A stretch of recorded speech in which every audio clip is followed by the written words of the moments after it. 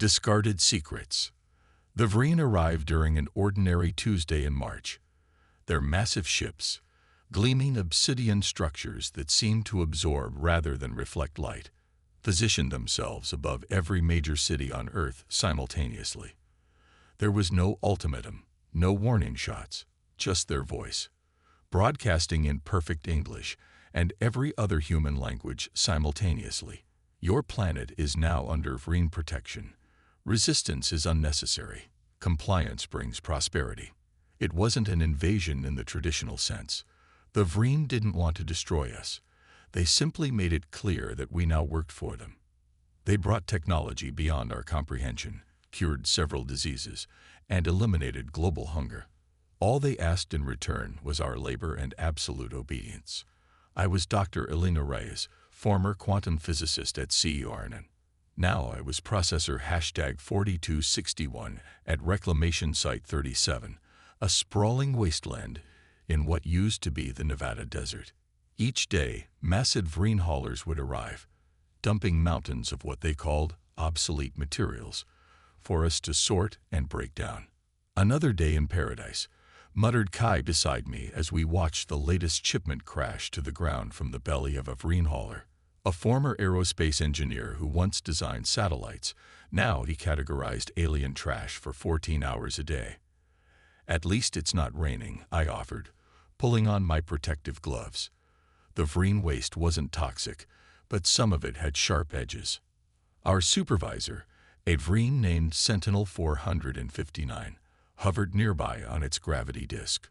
Unlike the massive warrior caste, administrators were smaller, with 4 arms and iridescent skin that shifted colors with their moods. Currently, Sentinel 459 was an impatient orange. Inefficient dialogue. Begin processing. It commanded through its translation module. We nodded and moved forward. Standard procedure was simple. Sort materials by composition, break down larger pieces, and prepare everything for recycling. The Vreen were obsessed with efficiency, though strangely cavalier about what they discarded. I had been doing this work for 8 months when I first noticed the pattern. It started with a small component, no larger than my palm.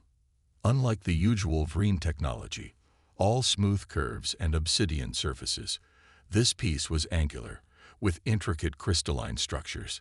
When I touched it, it seemed to vibrate slightly. Instead of placing it in the sorting bin, I slipped it into my pocket. That night, in the cramped dormitory we called home, I examined the component under my contraband desk lamp. The vibration continued, almost imperceptible, but definitely there. "What's that?" Kai had appeared behind me, his voice low. I nearly dropped the piece. "Nothing. Just something interesting from today's haul." He sat beside me, eyes narrowing. "That's not Vreen tech." "I know," I whispered, turning it over. "The design philosophy is completely different." Over the next few weeks, we began collecting similar pieces, components that didn't match Vreen aesthetic or engineering. We involved only 2 others, Zhang, a former software developer, and Mira, who had been a mechanical engineer. We converted an old maintenance tunnel beneath our dormitory into our research space. "These components are communicating with each other," Zhang announced one night, 6 weeks into our secret project. He had cobbled together a rudimentary scanner from salvaged parts. "When we bring them close together, the vibrations synchronize, like they want to be reassembled." Mira mused, arranging several pieces on our workbench. Sure enough, certain components seemed to naturally fit together, connection points aligning perfectly. "Whoever built these," Kai said, "they were at least as advanced as the Vreen, maybe more so." "Then why are they in the trash?" I asked. The answer came 3 months later. We had accumulated over 100 components, and Zhang had managed to power up a larger assembly. The moment energy flowed through the connected pieces, a holographic display flickered to life above our workbench. We all froze, terrified that the light would somehow alert the Vreen. But the projection was faint, visible only within our small chamber. Symbols scrolled across the display, an alien language none of us recognized. Then, to our shock, The symbols transformed into English text. System partial recovery initiated. Detecting non-Iraqi users. Adapting interface. The text disappeared, replaced by the image of a being. It was vaguely humanoid but taller, with 4 arms similar to the Vreen administrators, but with silver-blue skin covered in geometric patterns. Its eyes, 3 of them, arranged in a triangle, blinked at us. "I am Navigation Intelligence Talis of the Iraqi Defense Force," the being said, its voice melodic but clearly synthetic. "You have recovered components of Whisper-class vessel designate Starbreaker." We stared in stunned silence until Kai finally spoke.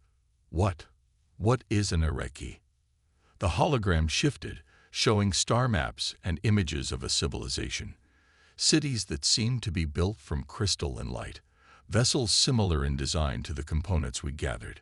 The Iraqi coalition was a confederation of 7 sentient species across 26 stellar systems, Talis explained. "We were betrayed and conquered by the Vreen Dominion 342 stellar cycles ago. That's why we've never heard of you," I said, understanding dawning. "The Vreen erased you from history." "Correct," Talis confirmed. "It is their standard procedure. They conquer advanced civilizations, appropriate their technology, and then systematically erase all evidence of their existence. To new worlds like yours, they present themselves as the only advanced species in the galaxy. But you survived," Mira pointed out, gesturing to the hologram. "At least your programming did." The Iraqi knew we could not win through conventional warfare. Before our final defeat, we enacted the Whisper Protocol. We designed vessels and systems that could be broken down, scattered, and appear as waste to Vreen sensors. Each component contains fragment of our consciousness, our history, and our technology. When reassembled by another species under Vreen subjugation, we would guide them. "Guide us to do what?" I asked, though I already suspected the answer. Talis's hologram expanded, showing a complete vessel. Sleek, predatory, nothing like the bulky Vreen ships. To build a weapon the Vreen cannot detect. To fight back against those who would erase civilizations. To become the whisper in the dark that haunts their empire. Zhang laughed nervously. "You want us, trash processors, to build a spaceship." "Not just a spaceship," Talis corrected. "A Whisper-class stealth destroyer, the most advanced vessel the Iraqi ever created. And you have already begun." We looked at the assembled components on our table with new understanding. What we had thought was a random collection of interesting parts was actually the beginning of something bigger. "The Vreen think we're primitive," Kai said slowly. "They don't believe we could recognize advanced technology, let alone reassemble it. Their arrogance is their weakness," Talis agreed. "But time is limited. Once enough components are assembled, the Vreen will eventually detect the energy signature." "How much more do we need?" I asked. "Approximately 87% of critical systems remain unrecovered," Talis replied. "But you do not need to find everything. The vessel is designed to self-repair and grow once core systems are operational." I looked at my 3 companions, seeing the same mixture of fear and excitement in their eyes that I felt myself. We were nobody special, just discard humans sorting alien trash. But maybe that's exactly why we were perfect for this task. "The Vreen made a mistake," I said finally. "They should have been more careful about what they threw away, and who they forced to sort through it." That night, we made our decision. We would build the Iraqi Whisper ship, piece by piece, right under the noses of our Vreen overseers. What had started as a curious examination of strange components became a mission.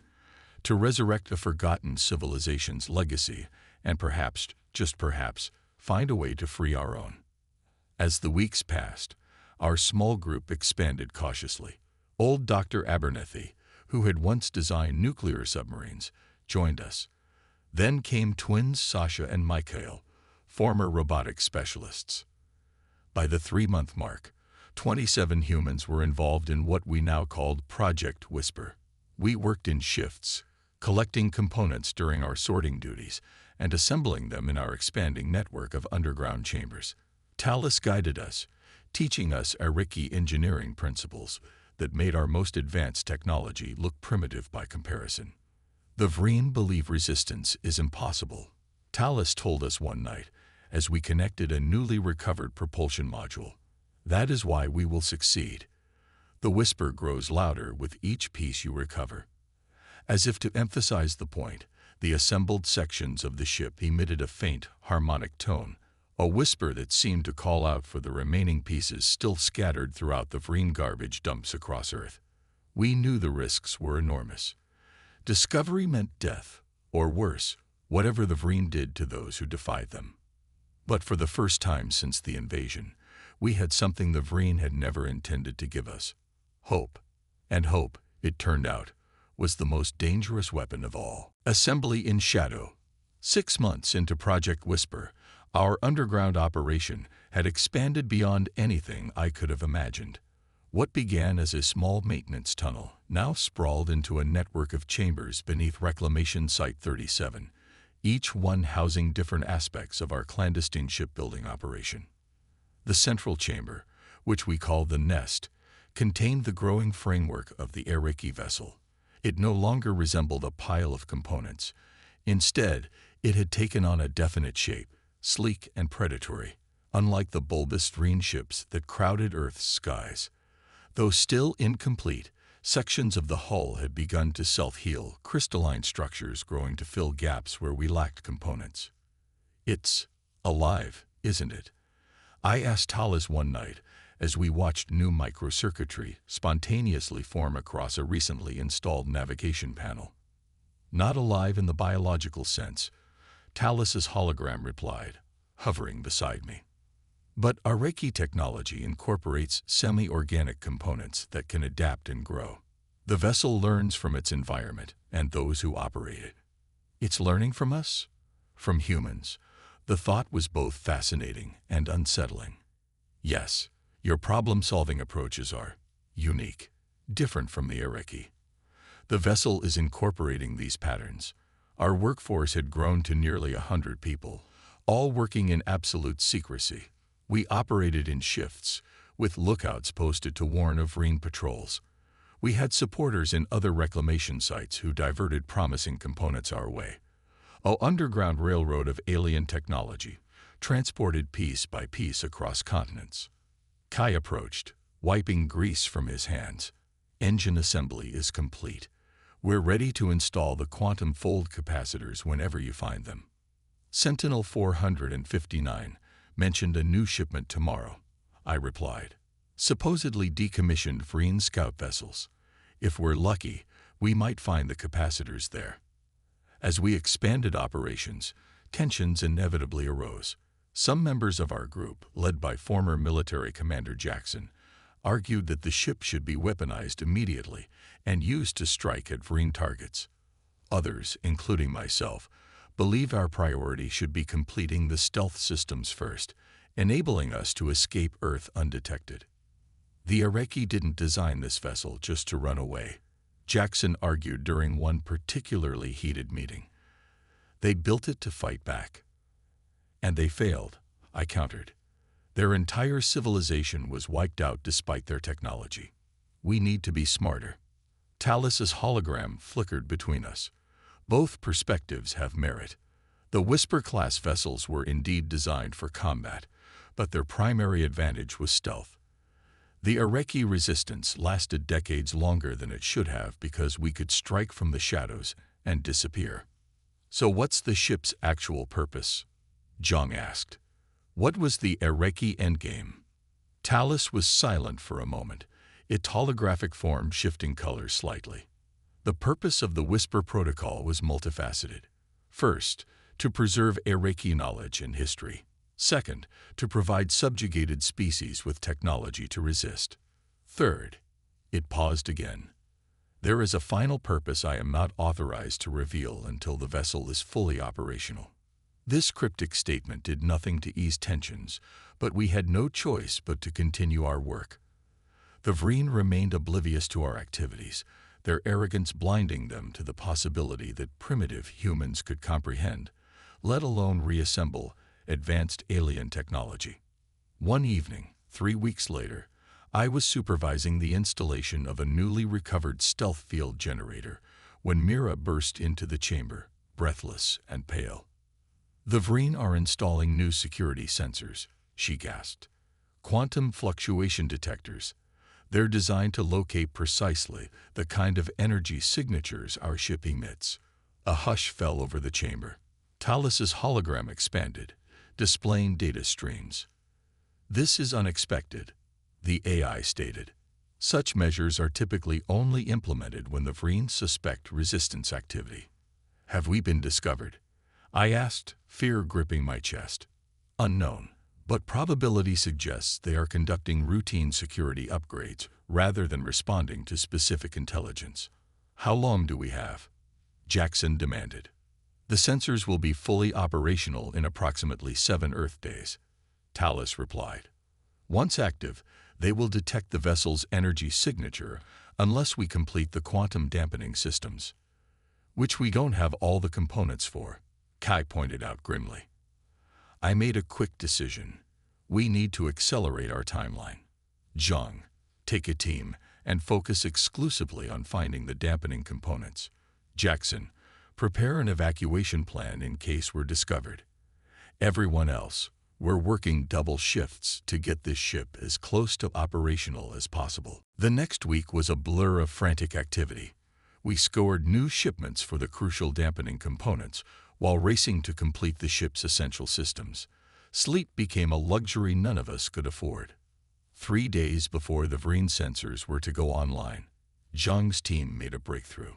They discovered a cache of quantum technology in a newly arrived shipment, not Iraqi, but similar enough to be compatible.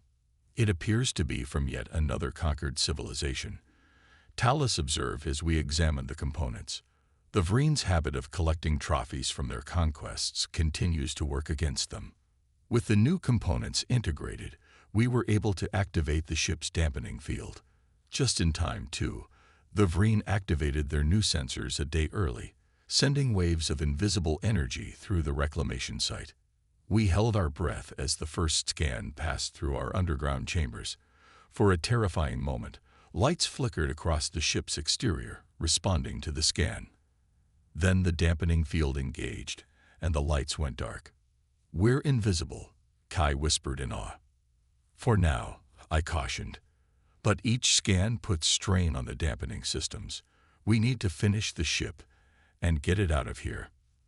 That night, as most of the team slept in preparation for the next day's work, I sat alone with Talus in the nest, staring at the nearly completed vessel.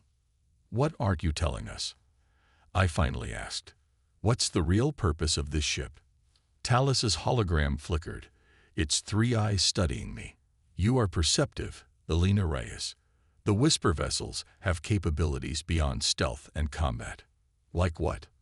"The final system, what the Iraqi called the Voice, can broadcast truth across vast distances on frequencies the Vreen cannot block.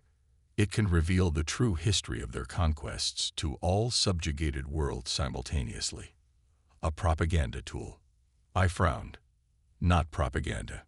Truth. Historical records. Evidence of civilizations the Vreen have erased. The Vreen dominion is built on lies, that they are the only advanced species, that resistance is futile, that serving them is the only path to advancement. The Voice shatters these lies. I considered this information as a weapon, the most powerful weapon. The Vreen fear it more than any conventional attack. A single Whisper vessel, broadcasting the Voice, could potentially ignite rebellions across hundreds of worlds. Is that why they went to such lengths to destroy the Iraqi? Because of this technology? Yes, the Iraqi were not the strongest civilization, but we were the most connected. Our communication technology was superior even to the Vreen. They could not allow it to exist. A new understanding dawned on me. So this ship isn't just a weapon for humans. It's meant to finish what the Iraqi started. Correct. The Whisper Protocol was always intended to be found by another species who would continue our resistance. The Areki are gone, but their legacy can live on through you. Before I could respond, alarms blared throughout our underground complex. Moments later, Jackson sprinted into the chamber. "We've been compromised," he shouted. Someone talked. "Vreen security forces are sweeping the dormitories." My heart raced. How much time do we have? Minutes, maybe less. They're using thermal imaging to look for our tunnels. I turned to Tallis. "Is the ship operational enough to fly?" "Primary systems are at 76% completion. Flight is possible, but not advised. Weapons systems are at 42% only." "We don't have a choice," I said, standing up. "Sound the evacuation alarm. Everyone to the ship immediately." As klaxons echoed through our underground complex, I faced the most difficult decision of my life. We were about to launch an untested alien vessel with incomplete systems, pursued by the most powerful empire in the galaxy. But as I watched our people, scientists, engineers, former soldiers, all now united in purpose, rushing to board the ship they had built from discarded scraps, I felt something else alongside the fear: pride. The Vreen had conquered Earth, relegated humans to sorting their garbage, and dismissed us as primitive. They never imagined we might find purpose in their trash, or that we might become the whisper in the dark that the Areki had designed us to be. As the first tremors of Vreen drilling equipment shook our underground sanctuary, I stepped aboard the ship that would either be our salvation or our tomb. The Ghost That Flies. The ship, which we had named Phoenix, hummed to life around us as the last of our people scrambled aboard. 93 humans crowded into a vessel designed for perhaps half that number, pressing into every available space. "Sealing outer hull," Kai announced from the makeshift engineering station. "Environmental systems online." I stood at the central control nexus, where crystalline interfaces pulsed with light. As per Tallis's instructions, I placed my hands on the main control panel. Immediately, I felt a strange sensation, like cool water flowing up my arms and into my mind. Neural interface initializing. Tallis's voice echoed both in the air and somehow correctly in my thoughts, calibrating to human neural patterns. Above us, the sounds of Vreen drilling grew louder. Dust sifted down from the ceiling of our underground hangar. "How long until they break through?" Jackson asked, checking the makeshift weapon he'd constructed from salvaged Vreen technology. "Approximately 3 minutes," Tallis replied. "Neural interface at 60% synchronization." "We can't wait," I decided. "Tallis, can we fly with partial synchronization?" "It is possible but dangerous. Control will be imprecise." "We'll take that chance. What's the fastest way out of here?" The ship's internal displays activated, showing a 3-dimensional map of our position and the surrounding area. A path illuminated straight up through the ceiling of our hangar and the half-mile of Earth above us. "The quantum drill can create a temporary passage," Tallis explained, "but it will immediately alert all Vreen forces to our position. So we punch out and run." Jackson nodded. "I like it. All personnel, secure yourselves," I announced over the ship's internal communication system. "This is going to be rough." People grabbed onto whatever handholds they could find. Some strapped themselves to walls with belts or rope. In the control nexus, Kai, Mira, Zhang, and I secured ourselves to newly grown crash harnesses that emerged from the walls. The neural interface continued to sync with my mind, providing an increasingly clear connection to the ship's systems. I could feel the Phoenix, its power, its capabilities, and also its damage and incomplete sections. "Quantum drill activating," I announced, the words feeling strange in my mouth as I simultaneously thought the command through the neural link. A high-pitched whine filled the ship as energy gathered at its prow. Then, with a sound like tearing fabric, a beam of brilliant blue-white energy shot upward, vaporizing rock and soil. "Breakthrough in 5 seconds." Tallis counted down. 4, 3. The ship shuddered as the Vreen drilling machines punched through into our hangar from the side. "They're in," someone shouted. 2, 1. The quantum drill completed its work, creating a perfect circular tunnel stretching up to the surface. Through the ship's sensors, I could see Vreen security forces pouring into our former sanctuary, their weapons raised. "Main engines engaging," I commanded, and felt the Phoenix respond. The ship lurched upward, accelerating with a force that pressed us all back against our restraints. We shot through the tunnel, emerging into the twilight sky above Reclamation Site 37 in a shower of dirt and rock. Alarms immediately blared across the entire complex. Searchlights swiveled to track us. In the distance, Vreen patrol ships changed course, heading in our direction. "Stealth systems," I asked through gritted teeth, fighting to maintain control of the wildly accelerating vessel. "Activating," Talus replied. "Efficiency limited to 73% due to incomplete components." A shimmering field spread across the Phoenix's hull, bending light around us.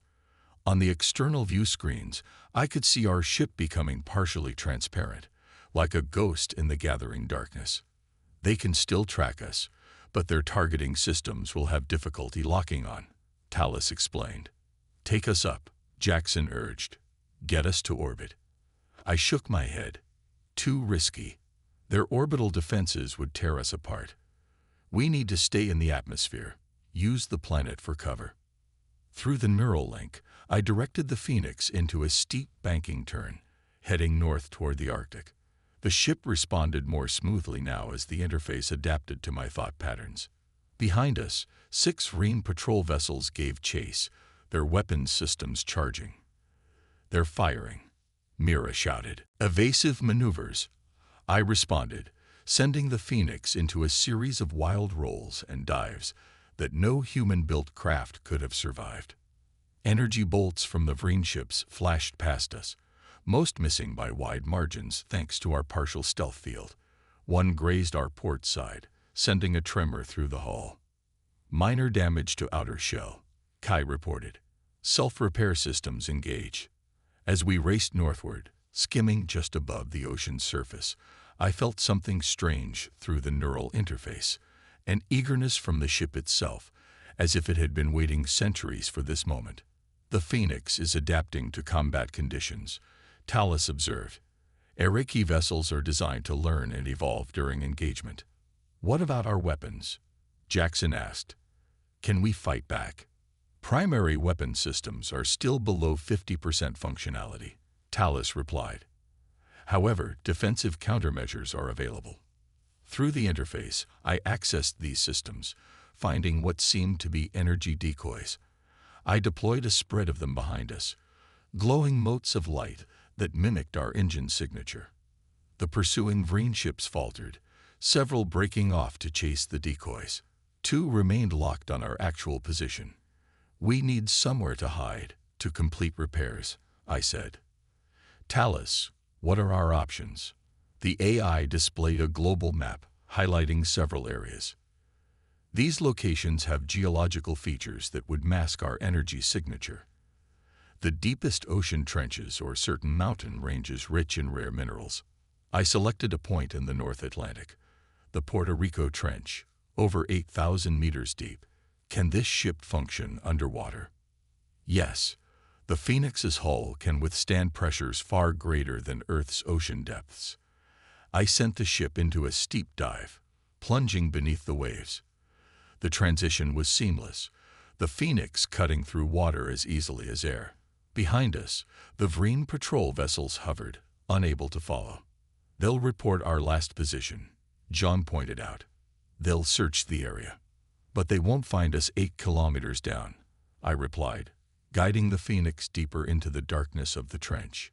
Not with their sensors compromised by the water and geological interference. As we settled on the ocean floor, I finally relaxed my grip on the control interface, feeling exhaustion wash over me. We had escaped, for now. "Status report," I requested. "Hull integrity stable. Stealth systems functioning at reduced capacity but sufficient at this depth." Self-repair mechanisms are addressing damage from the energy weapon hit. Estimated time to completion: 14 hours, Tallis reported. And the crew? Jackson had already conducted a head count. Everyone made it. Some minor injuries from the rough takeoff, but nothing serious. A cheer went up through the ship, quickly followed by nervous laughter and tears of relief. We had done the impossible, stealing an alien warship right from under the Vreen's noses. What now? Mira asked the question on everyone's mind. I looked at Tallis's hologram. You mentioned the voice, the communication system that could broadcast the truth about the Vreen to all subjugated worlds. Is it operational? Partially. The core systems are intact, but the broadcast range is limited to approximately 1/12 of its designed capacity. It would reach Earth and perhaps the nearest star systems under Vreen control. That's a start, I said. We expose the truth here first, then build our resistance outward. The Vreen will attempt to jam any broadcast, John warned. They will, Tallis agreed, but the voice operates on quantum entanglement principles. Once the initial connection is established, they cannot break it. It was this technology that made the Areki such a threat to their empire. We spent the next day completing repairs and finalizing our plan. The Phoenix would surface at nightfall, broadcast the voice from multiple positions around the globe, then return to the depths to avoid Vreen counterattacks. As the time approached, I gathered everyone in the ship's central chamber, which had reconfigured itself to accommodate the full crew. What we're about to do will change everything, I told them. The Vreen have ruled through lies and intimidation. Tonight, we shatter those lies. We show Earth, and any other worlds that can hear us, that the Vreen are not invincible, not unique, and not undefeated. And after that, someone asked. After that, we find others like us. There must be resistance movements on other conquered worlds. The Areki designed this ship to be found, to be rebuilt. There may be more out there, more phoenixes rising from the ashes. Jackson nodded. We become the ghosts that haunt their empire. As night fell across the Atlantic, the Phoenix rose silently from the depths. On the surface, Vreen patrols had multiplied, searching methodically in expanding circles from our last known position. Activate the voice, I commanded. The ship hummed as new systems came online. Through the neural interface, I felt a surge of power unlike anything before. Ancient knowledge flowing through circuits designed centuries ago by a civilization the Vreen had tried to erase. Voice activated, Tallis announced. Preparing broadcast. On screens throughout the ship, we saw what the voice would transmit. Images of the Areki at the height of their civilization, recordings of Vreen attacks, documentation of dozens of other conquered species and their achievements, proof that humanity was just the latest in a long line of civilizations subjugated and erased. Broadcast initiated, Tallis stated. Across Earth, every communication device, from the most sophisticated Vreen terminals to the simplest human radios, began receiving the signal.